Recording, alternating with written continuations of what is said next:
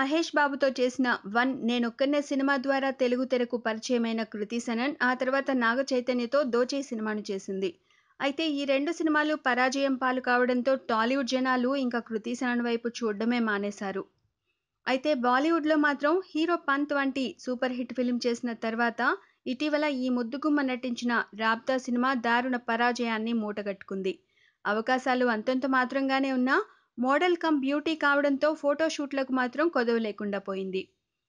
తాజాగా ఎఫ్‌హెచ్‌ఎంకు ఇచ్చిన ఫోటో షూట్‌కి సంబంధించిన కవర్ పేజ్ ఇప్పుడు సోషల్ మీడియాలో హల్చల్ చేస్తోంది.